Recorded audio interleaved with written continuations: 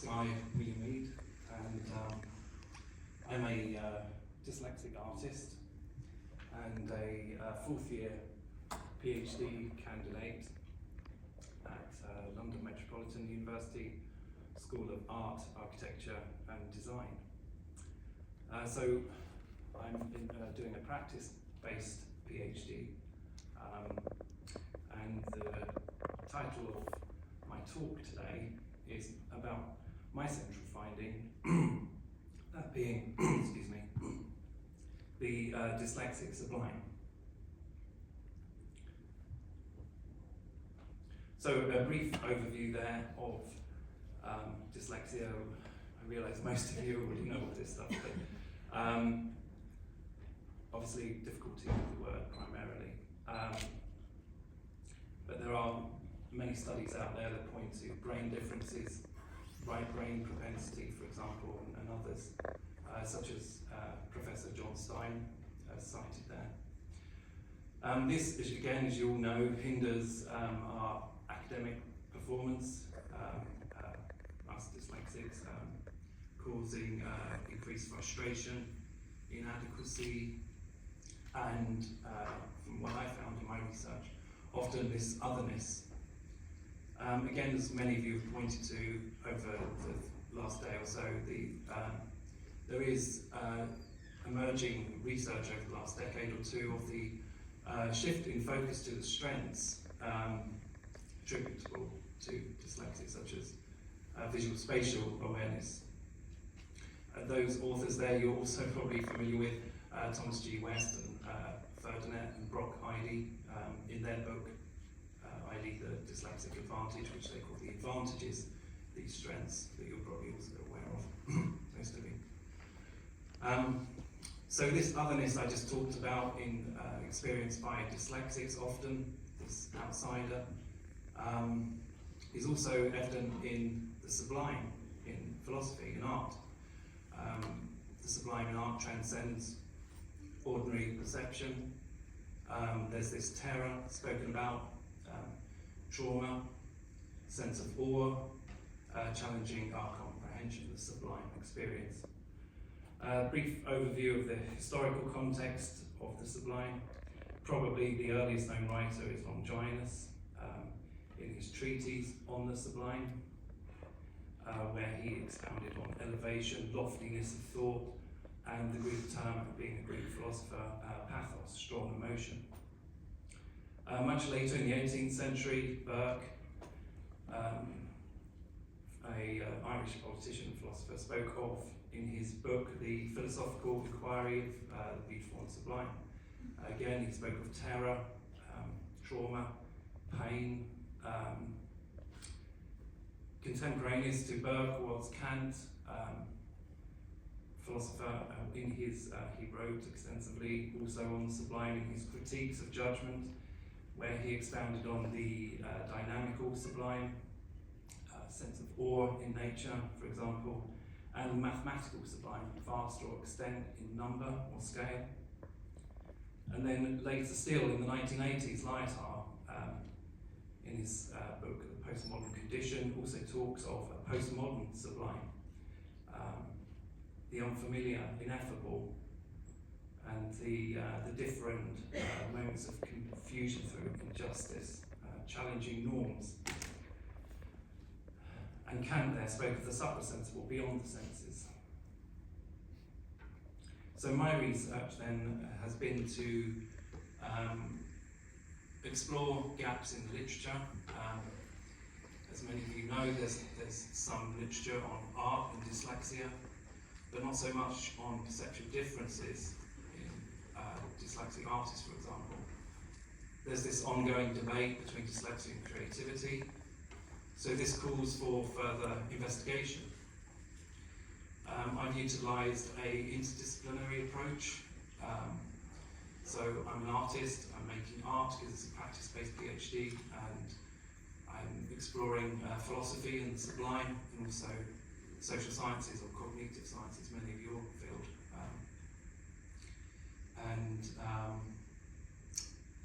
As cited there by writer, there is an emerging interest in this multidisciplinary approach of the sublime and dyslexia. Writer states that to truly understand the weight of the sublime, multidisciplinary research that engages with facets of psychology and sociology ought to be undertaken to study the effect these experiences have on human behaviour. Cluis and colleagues states the sublime appears to be a topic of emerging interest in psychology. So again, this interest in psychology and the sublime, again, the sense of awe in nature, for example, and how that might be useful to our well-being. So my methodology then, I'm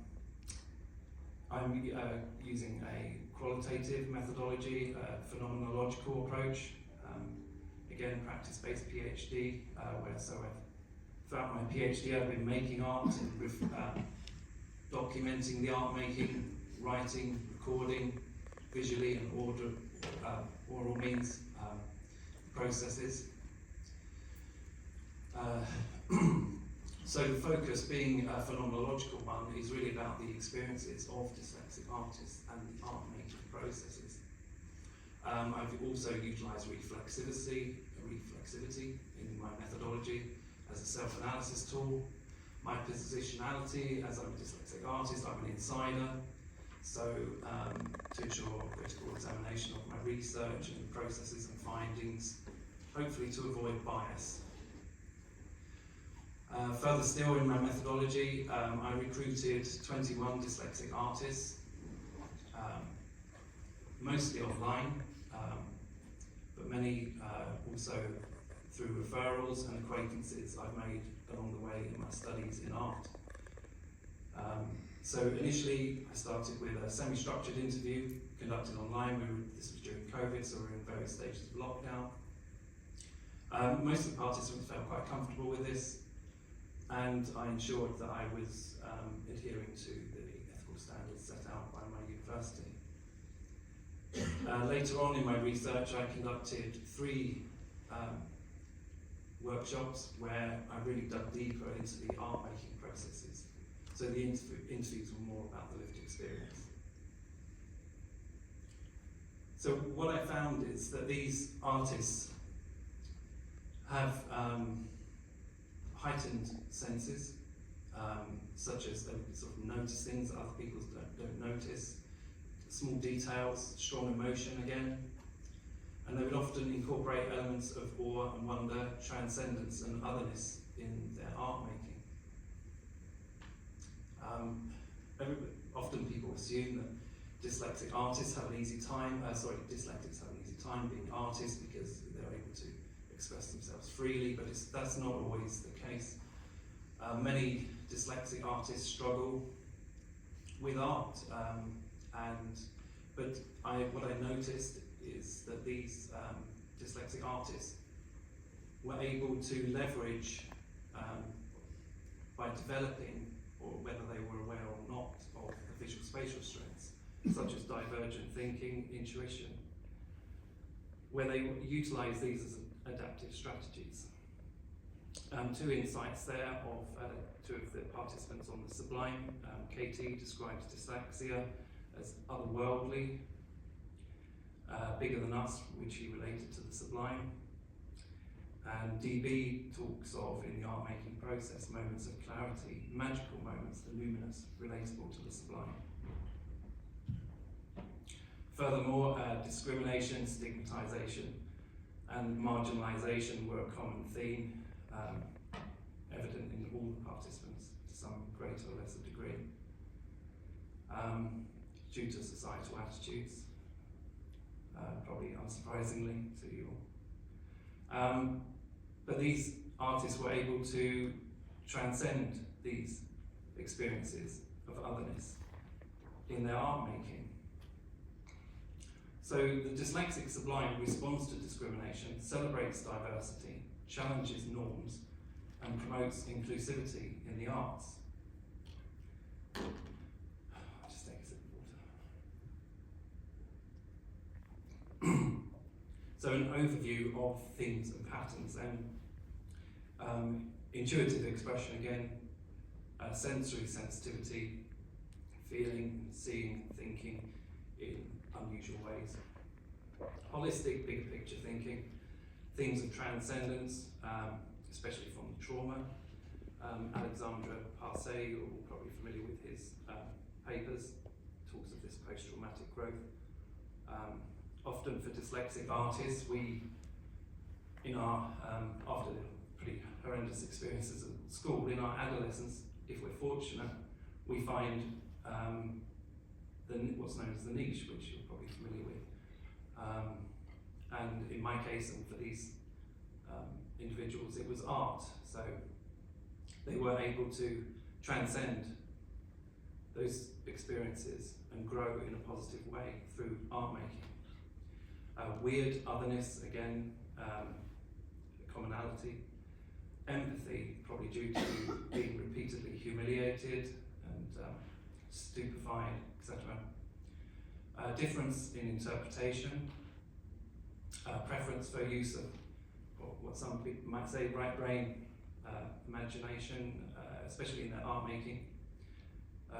Transcending linguistic barriers, problems with a word through art, and again, strong, profound emotional responses.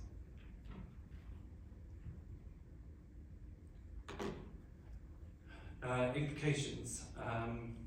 So there are also, there's research out there where authors suggest that perhaps dyslexics we're just wired differently, and maybe it's a natural design, an explorative and creative asset. So challenging views on what a disability actually is.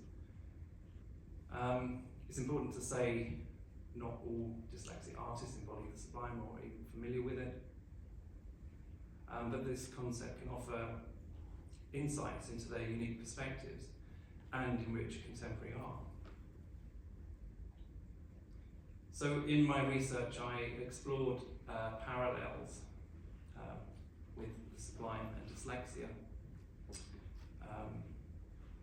I found again the sublime profound strong emotions, and this is also evident in the literature on the sublime, cited there by Grube, and some of you have mentioned Sturm and colleagues, the recent research on the strong emotion. Otherness, unconventional thinking. Scylla Mahoney, expert in the field, talks of dyslexics dealing with otherness throughout their lives. Again, this relates to Kant and the suprasensible beyond the senses, and light, art, and the different. Triumph over adversity, transcendence, evident in the sublime, and this parallels with the resilience and determination that often these individuals develop and through navigating the challenges such as humiliation and confusion.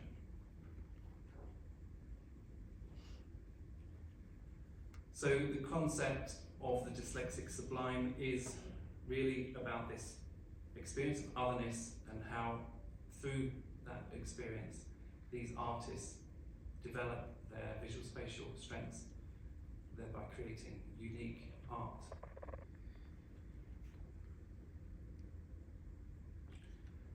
John Stein again spoke at this BDA conference 3 years ago, I think it was actually, and he spoke of superior perceptual abilities, and beginning my PhD at the time, that really caught my attention. I communicated with Stein last year and asked him what he thought of this connection with dyslexia and the sublime, whether it's useful or not. He said, I think it fits in with superior detection of symmetry and sublimity, because they, the dyslexics, see more of a complete picture in one glance than others do. They're again holistic, bigger picture thinking.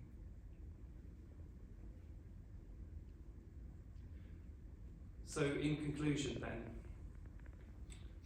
the Dyslexic Sublime re-evaluates dyslexia, offering creative insight, challenging traditional perceptions of disability and societal norms, responds to this discrimination, celebrating diversity. Many of us artists experience a shut door from the art establishment often.